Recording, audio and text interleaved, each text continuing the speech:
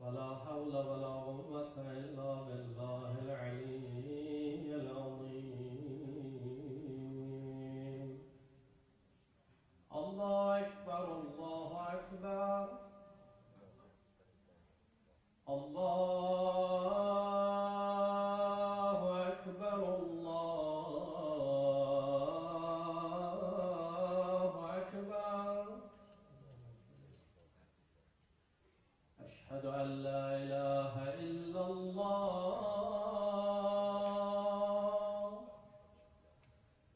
أشهد أن لا إله إلا الله.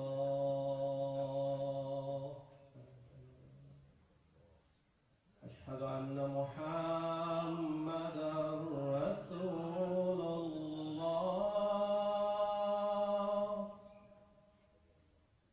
أشهد أن محمدًا رسول الله.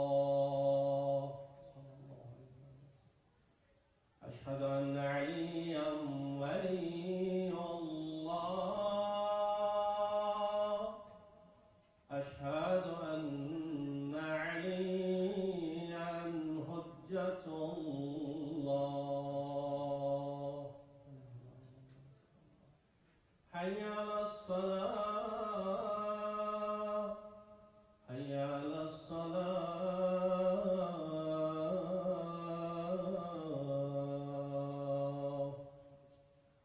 حي على الفلاح.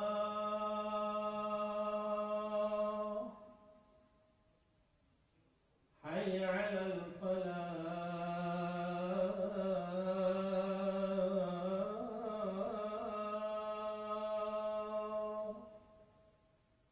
حي على خير العمل. حي على خير العمل. الله أكبر الله أكبر. لا إله إلا الله. لا إله إلا الله.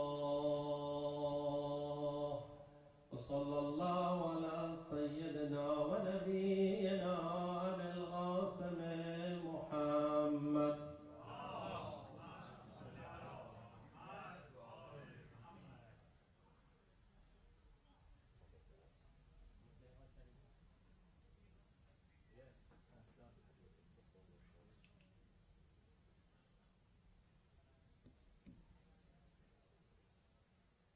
صلوا على محمد وآل محمد.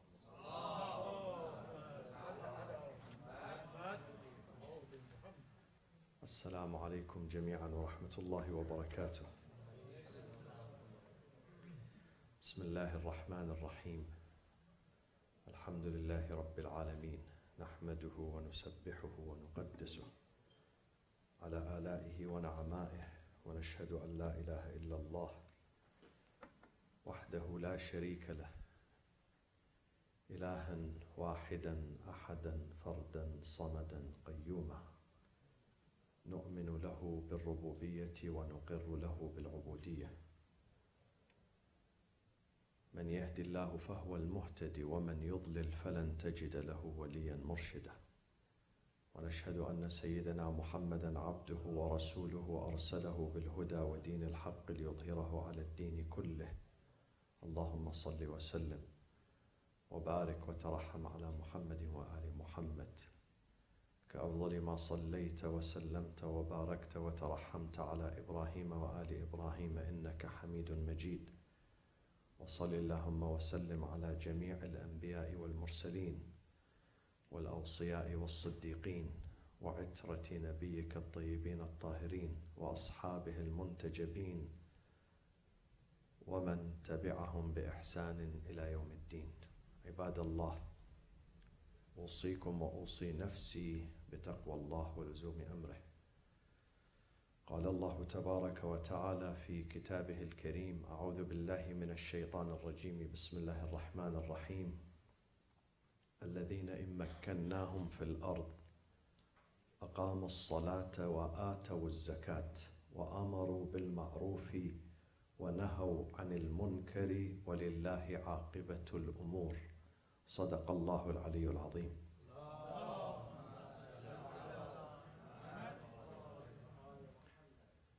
We always hear about the Islamic society, the Islamic community. What do we mean by the Islamic society? Do we mean that we have to have a state, a government, an army, a State Department? Or we can have that community anywhere without necessarily having a government? Definitely it's the second. You don't have to declare independence and to have an official flag and a parliament and a seat of government to have an Islamic community or an Islamic society. Islamic community could be anywhere. Anywhere, even when you live as a minority in a country where most of the people are not Muslims, but you have a freedom to practice your religion, to express yourself, to worship freely.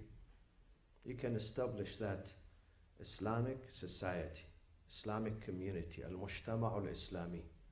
It can be anywhere, anywhere in the earth. We can live Islamically, morally, ethically. So how do we make the community Islamic and prosperous and strong and healthy? There are certain elements required.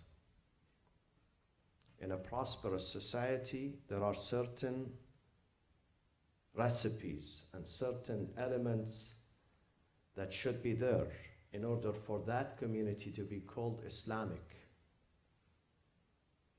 in order for that community to be called moral society. Number one, we need social harmony, social accord, social solidarity with each other. People live as one family.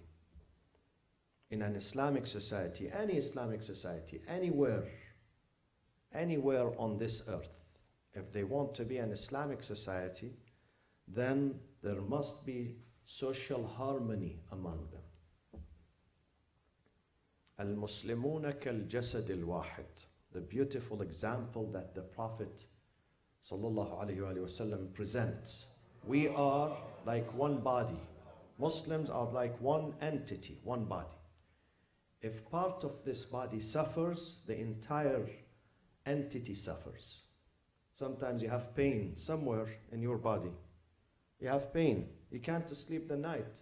The pain is not everywhere. It's only in 1% of your body, but still you suffer.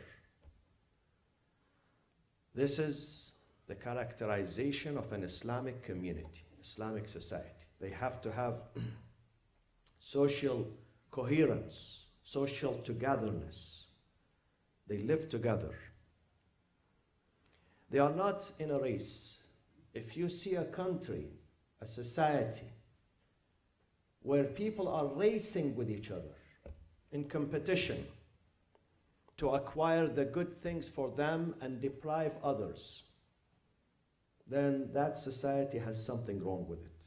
That society is not a moral society. When you see in a society people are cheating with each other, they are not being honest. They are not being honest. When you go to the marketplace is not clean. It's based on lies. Is based on fraud, is based on the exploitation of each other, taking advantage of each other. The seller wants to win, the buyer wants to win always. They don't have mercy.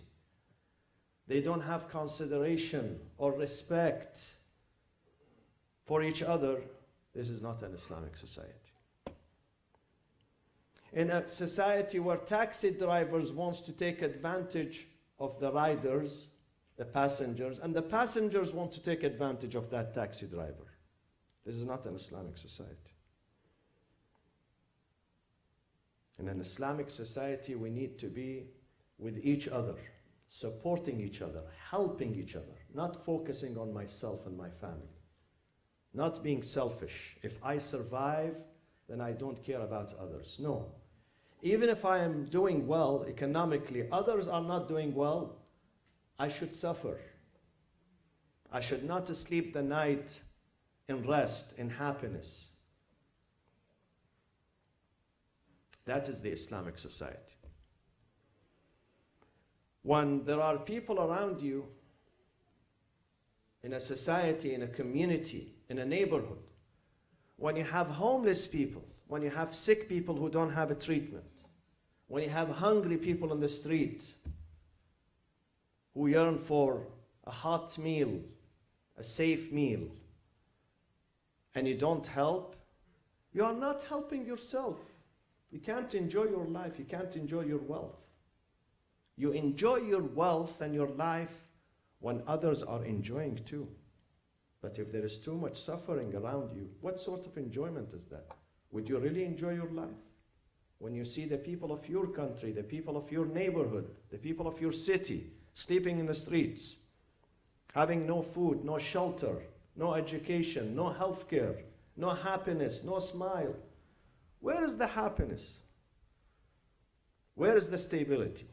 So, the first characterization of an Islamic society is when people stand with each other in support, in solidarity. They consider others to be their own family, extended family. We have this small family, which is my wife, my children, my parents, my siblings. But we have the extended family, which is people around me. All people around me, even if I don't know their names. Even if I don't speak the same language. But they are my brethren. I have to care about my society. وَتَعَاوَنُوا. Allah says, تَعَاوَنُوا عَلَى الْبِرِّ وَالتَّقْوَى. Whenever there is birr, an act of goodness, an act of righteousness. عَلَى الْبِرِّ وَالتَّقْوَى. Help each other, support each other. Support each other. وَلَا تَعَاوَنُوا عَلَى الْإِثْمِ وَالْعُدْوَانِ. Do not support someone if he has some aggression in his mind.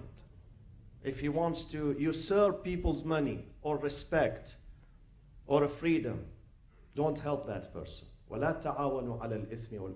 Anything that spreads evil, spreads harm, don't support that cause. Don't. وَلَا تَعَاوَنُوا عَلَى الْإِثْمِ وَالْعُدْوَانِ.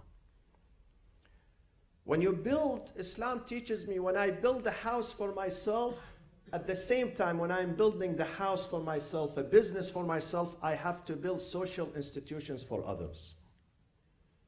I would not enjoy that palace that I am building for myself or the mansion if there is no hospital in the city, if there is no proper health care, if there is no proper school or education, if there is no peace and security. I'm not going to enjoy that palace, that mansion, that business. Parallel to building a business and a house for myself, I have to care about public institutions. I have to make sure that there is a hospital, even if I don't get sick. But I don't want to see sick people around me. There is a good school, even if I don't send my son to that school. I don't want to see people's children running in the streets with no education. It will hurt me. It will come back at me, ultimately. This is the Islamic society, based on togetherness, social accord, social harmony. Don't reserve the happiness and the prosperity and the profit just for yourself. Wish for others what you wish for yourself. And do not wish for them what you do not wish for yourself. This is the hadith, the wording of the hadith of our Prophet Muhammad sallallahu alaihi wasallam.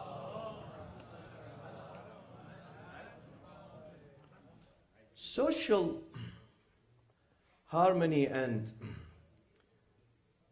coherence is one of the most important goals of Islam, is one of the most important themes of this book, of the Holy Quran. Social harmony, social unity, cooperation with each other, protecting each other. This is the most important theme in this life. I mentioned last night that this book and this religion, which is called Islam, is not only for the day after, it is for this life too. Meaning that if you fail in this life, most likely you're going to fail there too. مَنْ لَا مَعَاشَ لَهُ لَا مَعَادَ لَهُ. If your life is in disarray, your economy is in disarray, your family is in disarray, your house is disintegrating, you are not going to be healthy and strong and successful there in the akhirah. You need to have a decent income here, decent job, decent role, decent contribution in this country. Sometimes you contribute, but maybe you don't get financial compensation, no problem, but you have to contribute. You have to have a role. You have to have a role, important role in this life, in your community. You have to leave your footprint on your society. You have to help. Once you help, once you contribute, once you inspire the hearts around you, once you help others, then you have ma'ad. You have a good return to God, pleasant return. You're going to have a stable life there too. مَنْ لَا مَعَاشَ لَهُ لَا مَعَادَ لَهُ. If you live in a society and you are always worried, you don't worried when you leave your house, worried when you leave your car, worried when you leave your business, worried about your children, worried about this or that. Is that a decent living? Is that an Islamic society? Even if you pray 50 times a day, not 5 times a day, it will not help. Islamic society means there is peace everywhere. You don't worry about your neighbor. You don't worry about others. You don't worry about your partner. You don't live in suspicion always. Always you have to look left and right, left and right. Sometimes I travel in Muslim countries and non-Muslim countries. In non-Muslim countries, I have peace of mind. Nobody is going to rob me. I leave my money in the bank, my passport in the safe box in the hotel, and I leave. In some Muslim countries, you have to take your passport and your money and put your hand here or there or there. Always watch, Always touch yourself. And the adhan, you hear the adhan. Allahu Akbar. People go for prayers, people. This is Islam. This is not Islam. Islam is when you feel you live in a society in peace with yourself and with others. People do not touch something if it does not belong to them. This is Islam. This is Islam. This is what the Prophet Muhammad sallallahu alaihi wasallam and his family and his good companions, they tried to achieve in this life. They live in peace. Once you live in peace here, you have peace there. Bismillah ar-Rahman ar-Rahim. Wal asri inna al-insana lafi khusrin. Of course, there are other elements. I'm going to mention them in the upcoming weeks, inshallah. والعصر إن الإنسان لفي خسر إلا الذين آمنوا وعملوا الصالحات وتواصوا بالحق وتواصوا بالصبر وصلى الله وسلم على سيدنا محمد وأهل بيته الطيبين الطاهرين.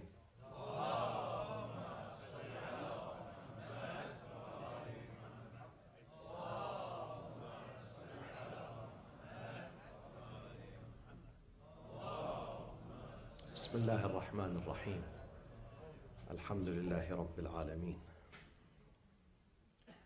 نحمده ونسبحه ونقدسه على آلائه ونعمائه ونشهد أن لا إله إلا الله وأن سيدنا محمدا عبده ورسوله أرسله بالهدى ودين الحق ليظهره على الدين كله. اللهم صل وسلم وبارك وترحم على محمد وآل محمد كأفضل ما صليت وسلمت وباركت وترحمت على إبراهيم وآل إبراهيم في العالمين إنك حميد مجيد. وصل اللهم وسلم على خلفاء نبيك وأوصيائه وأهل بيته علي أمير المؤمنين وقائد الغر المحجلين وعلى البضعة الطاهرة فاطمة الزهراء سيدة نساء العالمين وعلى سبطي نبي الرحمة وسيدي شباب أهل الجنة الحسن والحسين عليهما السلام وعلى علي بن الحسين ومحمد بن علي وجعفر بن محمد وموسى بن جعفر وعلي بن موسى ومحمد بن علي وعلي بن محمد والحسن بن علي والخلف الهادي المهدي عجل الله تعالى فرجه وسهل مخرجه وجعلنا من أنصاره وأعوانه. عباد الله، أوصيكم وأوصي نفسي بتقوى الله ولزوم أمره. قال الله تعالى في كتابه الكريم: بسم الله الرحمن الرحيم: ومن أحسن قولا ممن دعا إلى الله وعمل صالحا وقال إنني من المسلمين. صدق الله العلي العظيم.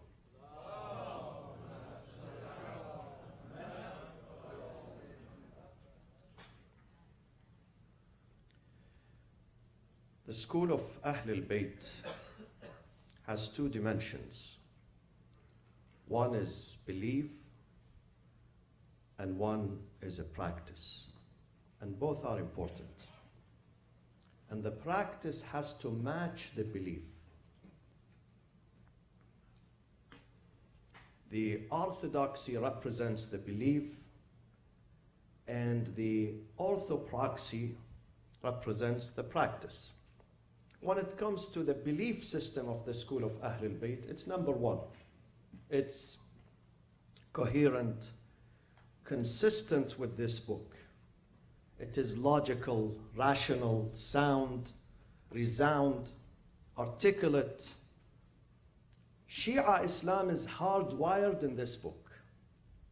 Everything we have in our principle, in our doctrine, in our aqidah is here, embedded in this book. It's from this book. Nothing is foreign to the Holy Quran and the Sunnah of the Prophet Muhammad sallallahu alaihi wasallam.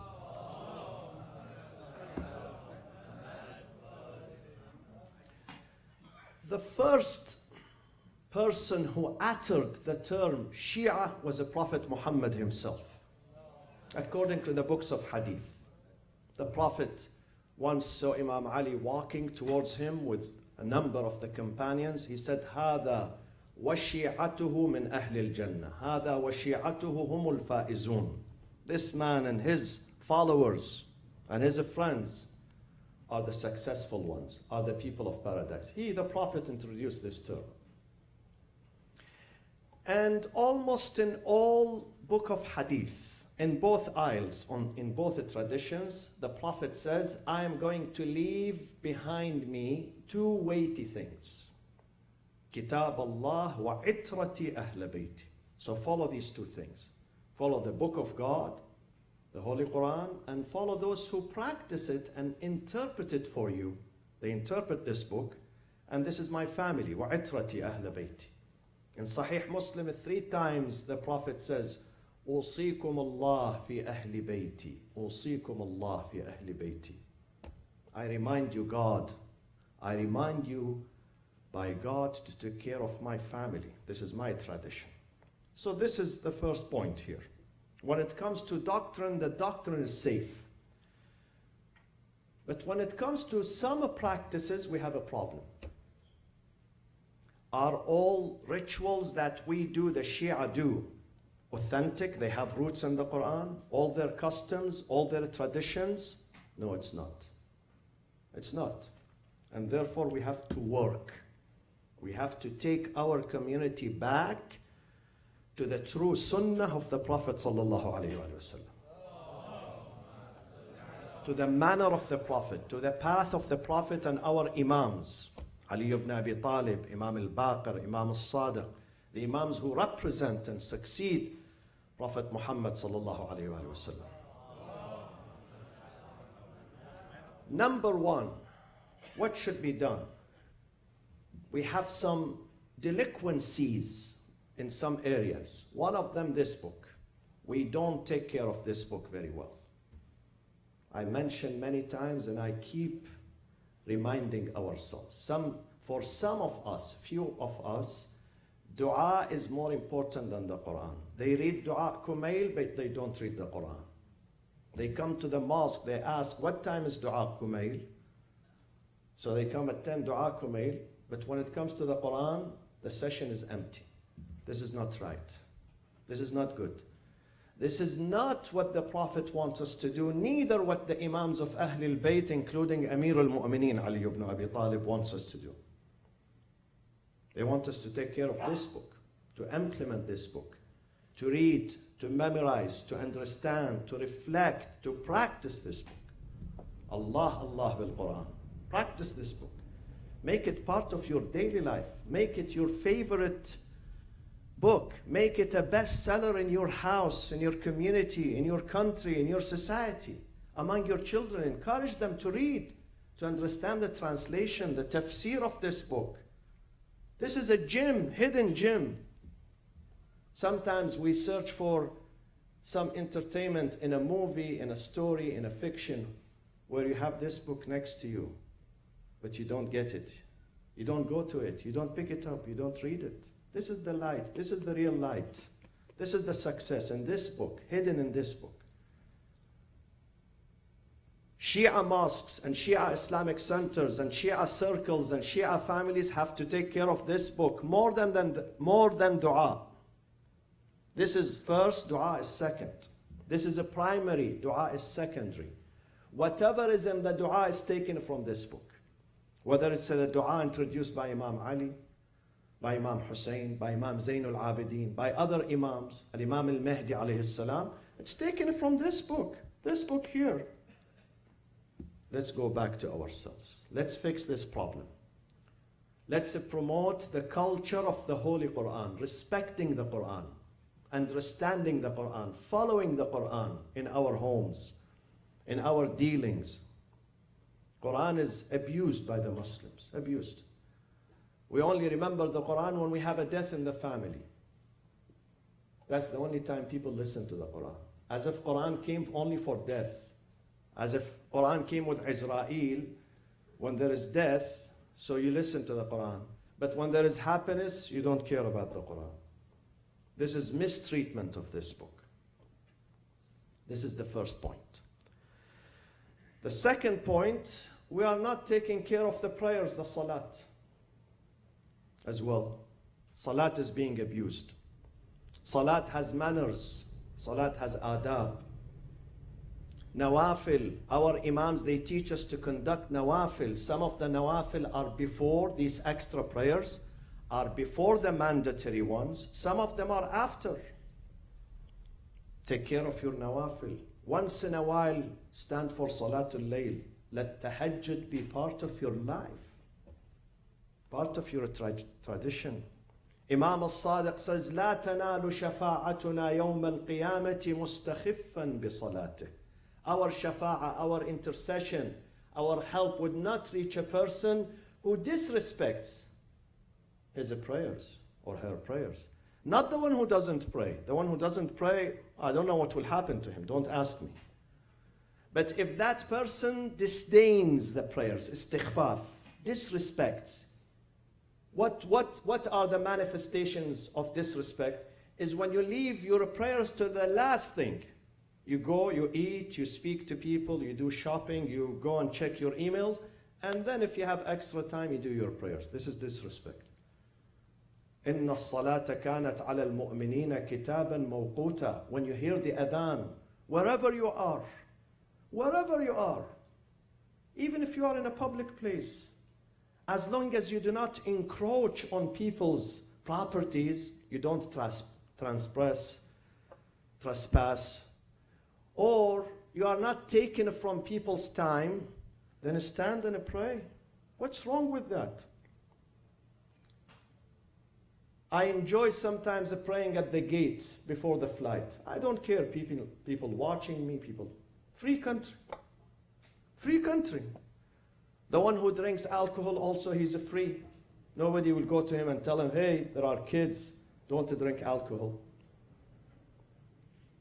Take care of your salat.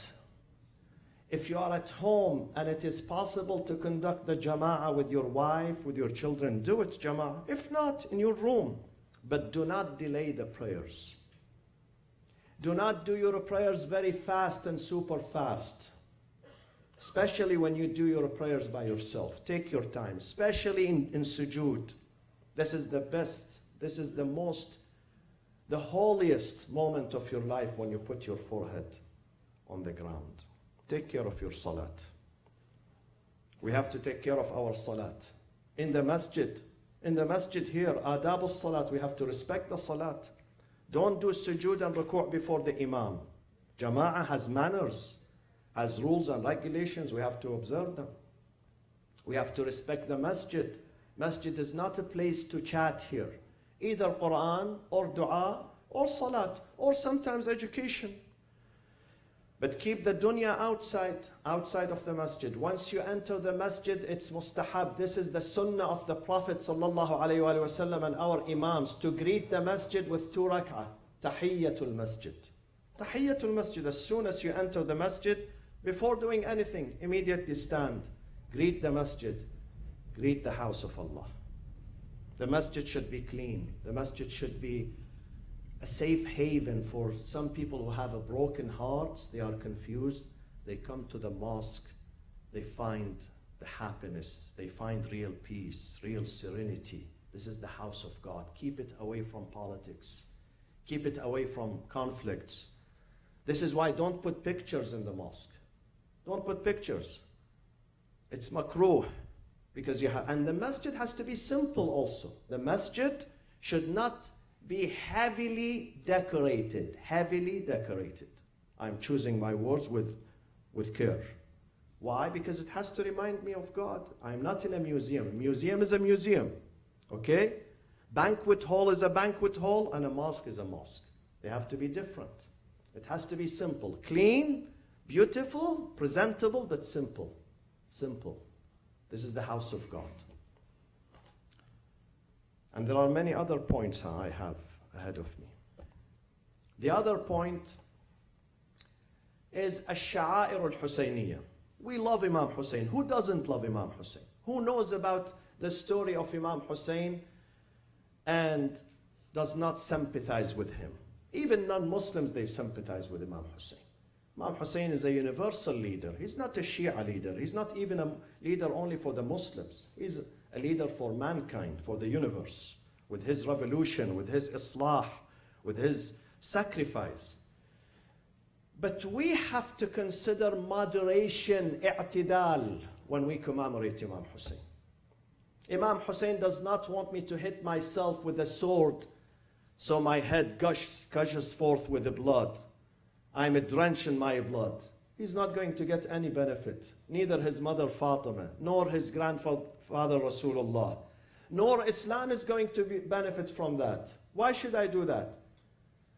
Imam Hussein wants me to promote his message, the message of peace and justice, the message of humanity, the message of equality, the message to fight oppression. Risalatul Imam al-Hussein is more important. If you want to make him happy, you don't have to hit yourself to make him happy. He doesn't want you to hit yourself. He wants you to hit the oppressor with your stand. Be firm in your faith. Take care of your society. Let's promote the message of Imam Hussein. Sometimes we have excessive things we do, and even our ulama are silent. They don't say anything about it. This is not good. And it is going on and on and on and on and on for many, many generations. And people say, this is the way we keep Imam Hussein alive. No, you are wrong.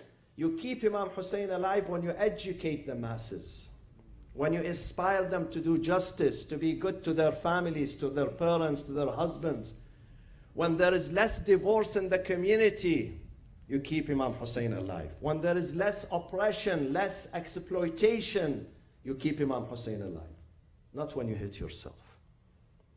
I'm not against Latmiya. I do it myself in a moderate way. But don't do more than that. Don't do more than that. We sympathize with Ahlul Bayt with tears because the Prophet, it's in 20 occasions, 20 different occasions before the death of Imam Hussein. 50 years before the death of Imam Hussein, the Prophet wept and he cried for Imam Hussein. So it's the sunnah of the Prophet, no doubt about it. Tears are good to clean me, to purify me, to remind me of my leaders and my duty. It's very good, good reminder, but not more than that. Moderation, اعتدال. وكذلك جعلناكم أمة وسطا لتكونوا شهداء على الناس. Practice moderation, not excessiveness, not too much. Too much is bad. It's going to hurt you. You are not going to invite intellectuals to the school of Islam when you show them people jumping up and down, hitting themselves. They say, well, what's this? I am here to find some peace. Sha'air has to be moderate. Sha'air has to be rational. Anything which is irrational, it's not good. Imam Hussein would not accept that. You will hurt him. You are not benefiting him. You are hurting him. You are hurting your religion, your deen, your faith, your madhab, your school of thought. I have a freedom to say this here in America. Some ulama, they don't have a freedom. I'm telling you, even some maraja, they don't dare to say this. But I fear only Allah subhanahu wa ta'ala in this country. Alhamdulillah, I don't need any government, any support. And I am the servant of Allah and Ahlul Bayt. And I wish I remain for the rest of my time the humble servant of Muhammad wa al Muhammad.